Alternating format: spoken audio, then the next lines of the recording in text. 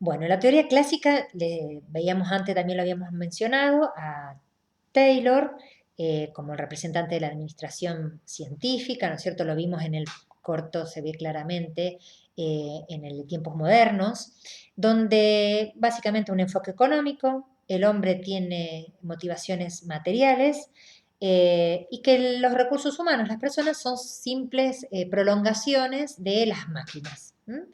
Se da un pago a la producción, se trata de que no sean salarios fijos, sino una remuneración en función de lo que produce ese sujeto. O sea, a mayor motivación, mejor efectividad en la producción. O sea, ese era un enfoque desde las motivaciones. Y la especificidad propia en este enfoque clásico de las organizaciones, de la división de trabajo. ¿Sí? Hay una línea de trabajo, cada una de esas partes, que nada más ni nada menos son los recursos humanos, ocupa un lugar específico dentro de esa línea, de esa serie de trabajos. Y va a estar evaluado y controlado a mayor especificidad, mayor preparación y mayor productividad, mayor eficiencia en esa producción. Entonces, lo que va a estar también mirado es quién va a ocupar ese lugar, ¿no? Y qué perfil se necesita para que esté en ese punto de esa línea de producción, no cualquiera, ¿no? Según para quién va a estar destinado ese producto, según el área, la finalidad propia de ese trabajo, y así se va haciendo esa división del trabajo.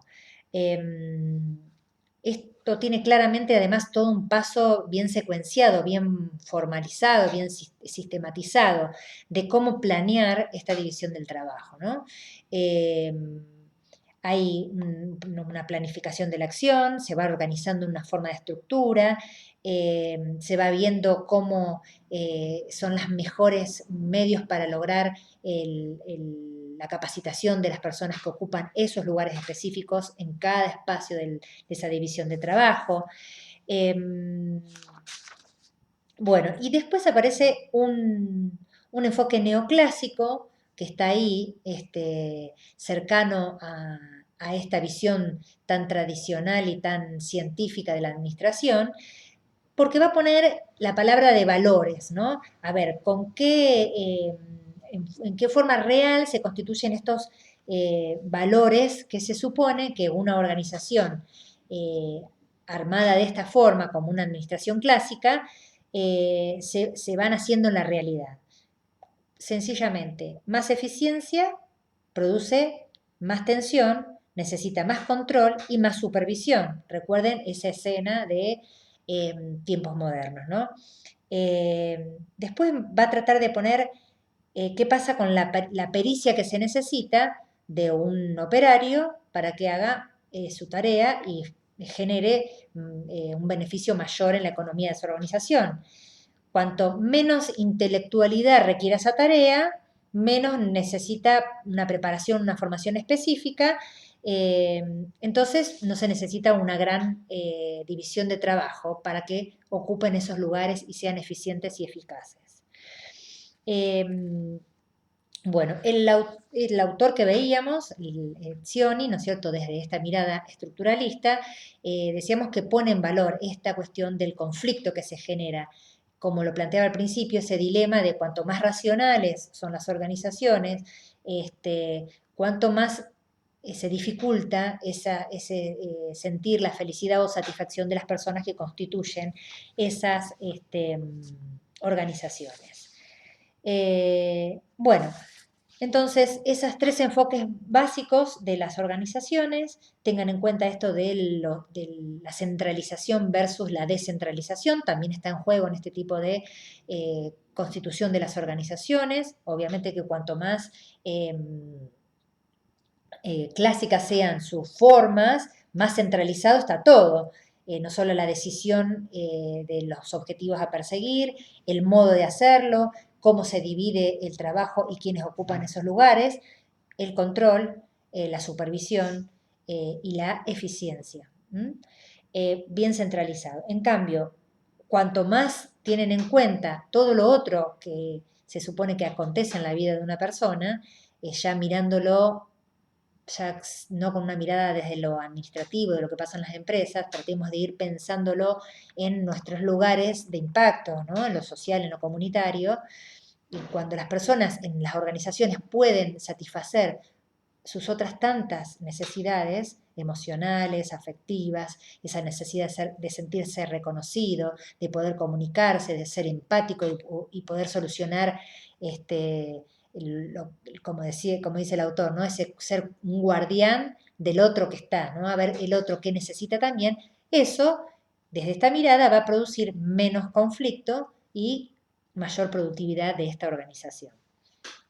Bueno, y un punto final que lo vemos claramente en muchas organizaciones, sobre todo del Estado, ¿no? Es el modelo burocrático de Weber, ¿no? Donde, bueno, la estructura interna de esa organización burocrática está legitimada sencillamente por las normas, por las reglas, que controlan todo, hasta la legitimación que le dan sus integrantes. O sea, no hay otro modo de hacer las cosas que lo que ya está establecido por el poder. Y el poder no se mueve porque está legitimado por sus bases, que están de acuerdo con ese sistema de valores que impone, ¿no? Poder, legitimación y autoridad. Y así se mueven estas burocracias. Hay una división sistemática del trabajo, de los derechos y del poder. Hay un principio de jerarquía que no se mueve. Los recursos que tiene esa organización no pueden ser controlados desde afuera, sino el propio interior, esa estructura tan establecida de estas organizaciones burocráticas son los que controlan sus propios recursos y quienes ocupan los cargos. ¿Sí? Hay un monopolio en esas decisiones. Y todo lo que se interpreta de estas normas se lleva registrado. Piensen empresas del Estado, claramente, como la EPE, por ejemplo, ¿no? Una clara organización burocrática. Piensen también, suele decirse, cómo los sindicalistas se vuelven en burócratas. ¿Por qué? Porque la base democrática que deberían tener las asociaciones gremiales se va perdiendo y se va constituyendo en una instalación perpetua del poder de determinados dirigentes, ¿no? Que están 30, 40 años siendo secretarios generales de una organización sindical donde se supone que lo que más debe tener en cuenta es la opinión de las bases, ¿no? Es un claro ejemplo de estructura burocrática. Bueno, hasta acá un pantallazo general de las lecturas.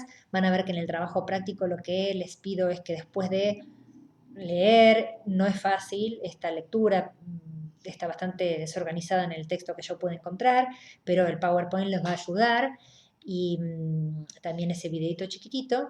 La idea es que les prepare un trabajo práctico donde ustedes ven distintas imágenes de escenas que suceden o que pueden caracterizar determinadas organizaciones y que puedan pensar un pequeño eslogan, párrafo, que pueda ir asociada a esa imagen y que dé cuenta de un eslogan publicitario. O sea, piénsenlo por lo positivo o por lo negativo, lo que ustedes ven en esa escena. ¿Mm? Lo pueden hacer en pequeños grupos, no más de 3, yo ahí se lo indico todo. Bueno, hasta acá va esta clase número 3. Quedo a disposición para lo que necesiten. Vamos a estrenar la plataforma. Vamos a ver cómo funciona y si no, nos seguimos manejando a través de mi mail y del Drive, que seguramente esto va a ir igualmente todo al Drive porque así se suben las cosas en la plataforma. Bueno, nos seguimos comunicando. Cuídense, cuiden a los que están alrededor suyo y nos vemos pronto. Un abrazo.